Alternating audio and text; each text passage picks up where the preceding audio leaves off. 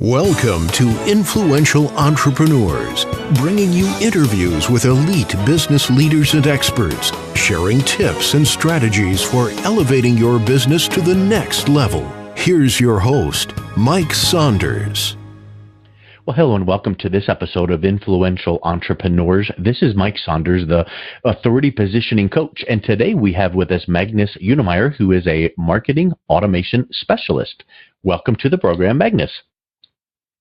Thank you very much. Hey, so looking at your bio, you have quite the storied past with high-end corporate experience, and now you are on your own consulting people in the world of marketing automation and AI. And I just am so intrigued in that topic because I just know that that's where the industry is going, but I also know that there's some fears and unknowns and misconceptions around that. So I want to really focus on your work, but also help our listeners understand what some of those misconceptions may be. So give us a little bit of a intro and background and what got you interested in marketing automation and AI. Yes, so first of all, I can say that I have been in the international software industry for more than 25 years, and I actually started as a software developer a long time ago, actually creating software for the semiconductor and microprocessor chip industry. But quite quickly, I realized I prefer to work more actively with marketing, so I became a product marketing manager and product manager. In the last 13 years or so, I have been the co-founder and co-owner of an international software company in the Internet of Things space, and I have been acting as the vice president of sales and marketing for that company. During this period, I helped to grow the company from zero to a well-known brand in that niche, and we built an international distributor network covering some 50 countries. So I think it's safe to say that I have a quite strong interest both in marketing and in software technology, and marketing automation is kind of exactly that. It's about using advanced software to improve the marketing and grow the business using sophisticated marketing software, basically. Yeah, and I think that a lot of people sometimes hear marketing automation and they first think, well, I go to Amazon and I put something in my cart and I don't buy it for whatever reason, and then I get an email that says, complete your transaction. So that's marketing automation. And I know that's one element of it, but what are some of the more prevalent use cases you see clients using in their businesses using automation and AI? So if we start to talk a little bit about traditional marketing automation that doesn't use AI to start with, normally you use a marketing automation system to harvest more leads from a website, and then you use various automatic workflows to nurture those leads through the customer journey up to the point they are ready to buy. And you typically do that by sending certain email sequences dependent on the behavior or digital footprint of someone. We can adapt the email content or what emails we send dependent on whether or not someone watched a video clip on the website. We can adapt the email sequence afterwards, for example. So obviously the marketing automation system hosts the registration forms on the landing pages. It sends the follow-up email sequences, but it also can adapt the behavior and adapt the nurturing dependent on how each individual lead has been behaving. So, for example, which web pages they have been visiting, what emails they have opened, or what buttons or links they have been clicking, what PDFs they have downloaded, or whether or not they have watched a video, for example, on the website. And I think that there's a lot of maybe misconception out there on how really powerful that is, because when you describe that, I automatically resonate with the customer's buyer journey, because I do realize that people need to have certain things in their mind clarified before they move to the next step. Maybe they're not ready to watch a video and click buy. But maybe they're going to watch a video and then read this white paper, and then after that they need to have another thing in their mind taken care of, maybe read some reviews. So how exactly do you program up which steps should come first and which steps should come second to then properly lead that prospect through the buyer's journey before making that buying decision? So you start with mapping out the ideal customer journey or buyer's journey, but then you have the marketing automation system monitoring how each and every individual website visitor is behaving digitally. So it tracks the digital footprint. And dependent on what someone does on the website or with emails or with videos, for example, then it can adjust what email nurturing is sent out to that person thereafter. And there is also something called lead scoring. A good marketing automation system can actually assess how sales ready someone is by measuring the activities done digitally on the website, for example. And the marketing automation system will actually give a lead score and a numeric score on how sales ready someone is. And that sales readiness number can be used to trigger certain email sequences, for example. So if a certain lead is 25% ready to buy, guesstimated, then we can send a sequence of perhaps 3 emails with a soft sales message. For everyone who reaches a 50% lead score or a 50% sales readiness, then the marketing automation system can send 5 emails, for example, in a sequence with a harder sales message. And if someone passes the 75% lead score, then perhaps the marketing automation system will actually create a to-do task in the CRM system and have a sales rep actually call that lead for a manual sales call. But generally, marketing automation, if it is misused, it is a great tool or a terrible tool to become very spammy. But the marketing automation system used correctly does the opposite. It provides the right information to the right person at the right time, thereby building authority and building trust and providing trustworthy information at the right time in the buyer's journey. And I would think that, obviously we all get emails from different things we do online, and that it's part of an automation. We do realize that. But I as a marketer also recognize when I have clicked on something and the next day I get something that says, hey, I noticed you watched our whatever, you might also be interested in. So I do recognize the validity of that, even though I know that there's not a human watching that click and then sending that email. So what do you recommend with some of your clients to make sure that these follow-up automated emails do feel as personal as possible? Because you don't want it to feel very robotic. Exactly, and that is a very, very important point. I would advise any company to get rid of the really, really nicely designed graphical emails that an ad agency have created, because they look really spammy and really robotic. And instead, just have a plain text message that says, "Hi, Mike. This and this topic is of interest, blah, blah, blah." And then at the end, yours sincerely, Magnus, and make it look like it is an email that is sent personally and manually without any nice graphics at all. It's funny you mentioned that, because I think there's a time and place for nice graphics. Maybe the first email in the series that says, welcome to our, series on this topic. And so that's a place for that. But I mentioned this to clients of mine, and you said it perfectly. If you were going to email a friend of yours right now to say, would you like to go to the movies this weekend? You wouldn't create a header, you wouldn't create graphics, you wouldn't create 9 paragraphs with the summary of the movie. You would just send a 1-sentence email that says, hey, do you want to go catch this movie? Mike. And that sounds conversational. And I can tell you that in email series that I've worked on with clients, I'll do some more educational emails where there's some good content in there. But every 3 or 4, I put in one of those where there's no graphics and the subject line might say, checking in.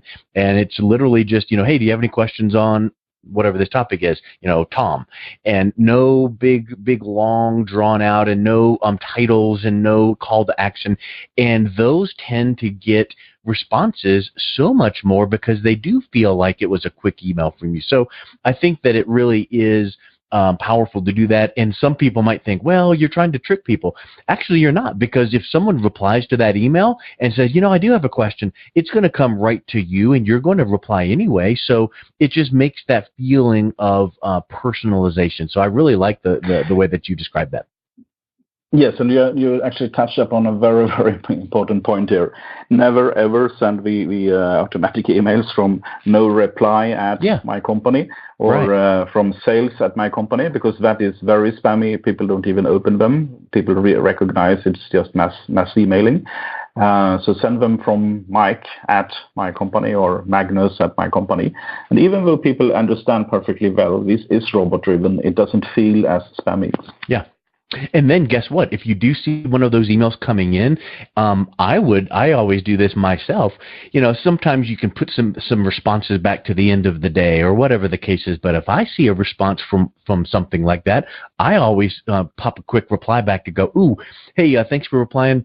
I'm right in the middle of a project. Can you give me a couple hours? You can do it to where that really does feel like, wow, someone got that. I responded to it, and you're going to email me back. So I think anything we can do to make AI and automation feel personal and do the heavy lifting for us, because in reality, should you get your sales staff involved in outbound phone calls if the lead score is 10%?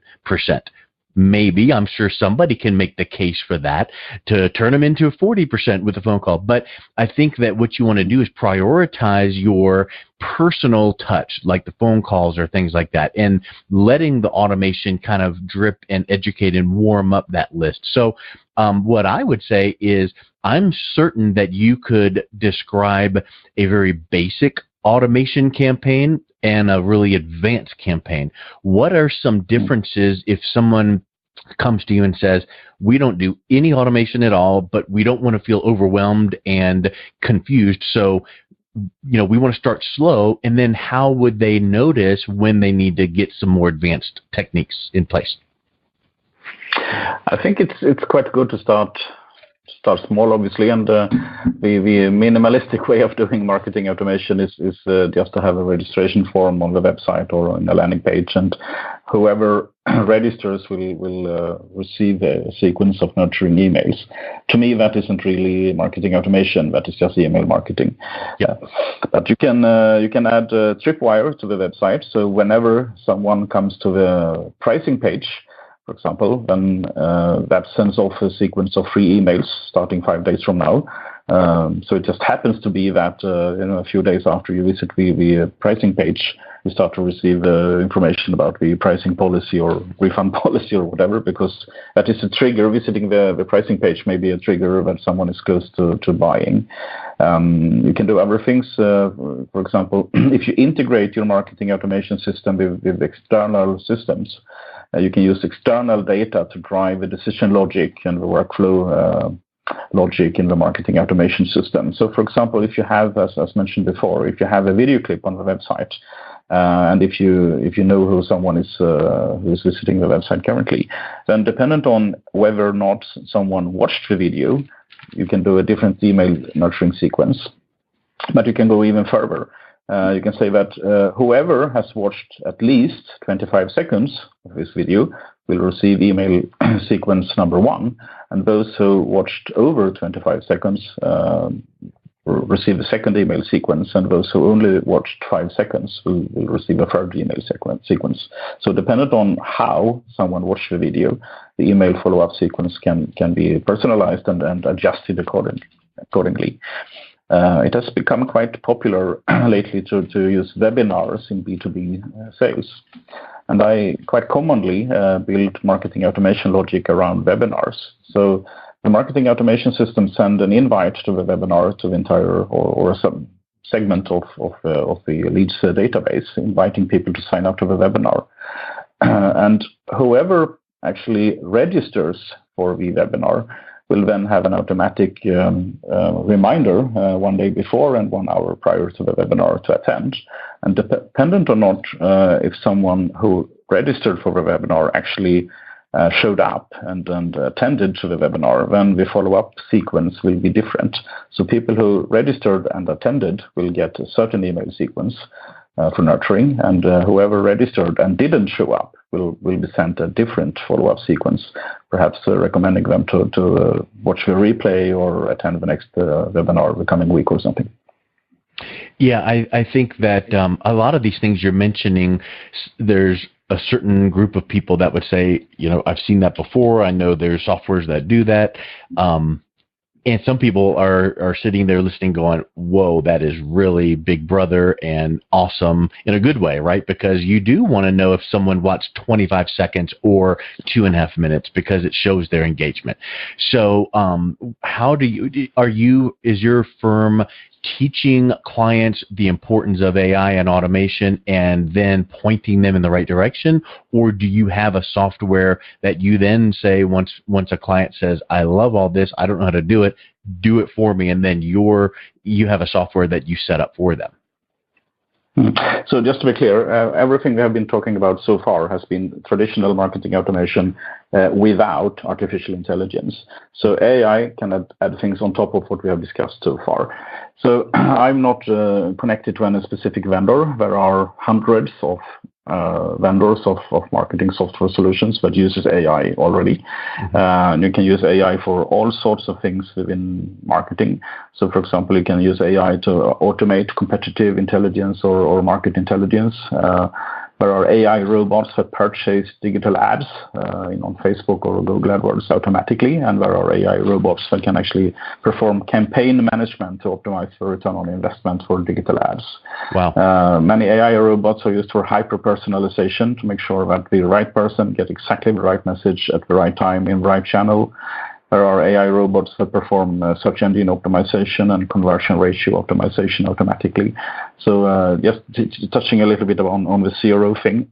So a landing page, you would like as many people as possible to actually register for the lead magnet or check out from the web shop. And AI-based conversion ratio optimization tools can actually auto-generate thousands or tens of thousands of different design variations of a landing page design and change the color, the text, the positioning, and the size of the buttons, replace the headings, replace the imagery, and work out which kind of changes seems to be having the best effect. And then it generates a new set of offspring based on that and tries different variations in the second generation.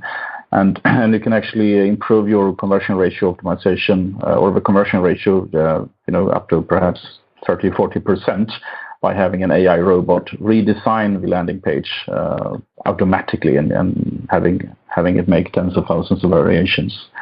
So it's pretty impressive. When it's doing that, are there reports being generated that would quantify, here's why we changed from this version to this version because we saw that the conversion rate went up when we put the button here? Or in other words, would you as the owner of the landing page be able to logically look at that and go, I like where the automation is taking this, because at the end of the day, we want to feel like we still are in control and we haven't lost control to some AI robot just making decisions on their own. Yeah, I think that is the whole point with AI. AI is autonomous decision making. AI is it's making decision based on data rather than gut feeling. So having an AI robot actually make decisions for you is about giving some of that control away. Obviously, most AI tools show the reports and stats that you have reason to use. But the whole point with AI is basically to have an AI robot perform autonomous decision making and predict the future behavior of something or someone based on historical data. Yeah. Do you feel like AI properly done would, because I think there's two ends of the spectrum. Oh my word, AI, artificial intelligence robots will replace my job as a marketer, or as the owner of a company, you could look at it and say, it could help me save some money where I only need maybe one person overseeing all of these automations, whereas before I had a lot of workers setting up and following that. So I think that there's a fear that, the automation robots will take over the role of a marketer, and now the jobs are gone. Yes, I think that worry is justified. Robots will remove a lot of jobs in marketing and elsewhere, but it will also create new possibilities. So I think that the jobs, if you talk now about marketing, I think the jobs that is most likely to be removed by AI are the jobs that have to do with analyzing data and making decisions based on those insights, as well as repetitive tasks of any type. So, for example, if your job is to create and optimize and manage ad campaigns on Google AdWords or Facebook, for example, then I would be very worried. But if your job is more strategic or creative, then what will happen is that AI robots will remove some of the boring and tedious work, and you can actually spend more time on the important stuff, like designing more relevant, creative, or do more strategic work. So AI will remove a lot of jobs, yes, and it will mostly be in numeric analysis and repetitive work tasks, but it will also enable us to spend more time on interesting things. Yeah, I think that AI will mostly augment marketers' work and make us more efficient, and it will help us make data-driven decisions that are based on factual insights and not just gut feeling. But it will not remove all marketers' jobs, but perhaps some. Yeah, some of the more mundane jobs, like you said, data analyzation, let the robots do that. But the creative side, you still, as the marketer, can launch that and deploy that because you know what you want the AI to do. So I think that's the real powerful thing to keep in mind is it augments, like you said, or amplifies, optimizes your marketing campaigns, because there's a lot of things AI can do that would take 10 steps of you or your employee to do, whereas AI can just be doing it in the background. So I just love the concept. I think there's a lot of growth in this industry to be watching for. Yes, and a typical example, which is quite easy to understand for most people, is that if you have an email marketing software, and so let's say that you want to send 100,000 emails in one batch, so a mail blast basically, you can actually add AI functionality to that email marketing software, such that each recipient will get the email at exactly the time where it is most likely that that specific person will open the email to the highest likelihood. So we can actually personalize or the email send time down to each individual person, such that we get the highest open rate for the marketing emails, even if you send 100,000 emails, actually not in one go, but rather at 100,000 different times of a day. Excellent. Well, I think we could keep talking for about another hour and a half, but I think let's wrap up with these wonderful thoughts. I really appreciate your time. For our listeners that might want to learn more about yourself or anything that you are proposing that they can learn to integrate AI into their business, I understand you have a book that you're willing to give away. Yes, I've written 5 books, and one of them will be given away for free to the listeners to this podcast. So this book is called Mastering Online Marketing, and it's about marketing automation and inbound marketing. And you can download this book for free at www.unemyr.com/subscribe. Excellent. Well, I will make sure that is also in the show notes so that people can just click right on it and get to the link to pick up a copy of that book. Thank you for that generous offer. And Magnus, thank you for your time today. It was great to talk with you. Thank you for inviting me. You've been listening to Influential Entrepreneurs with Mike Saunders. To learn more about the resources mentioned on today's show or listen to past episodes, visit www.influentialentrepreneurssradio.com.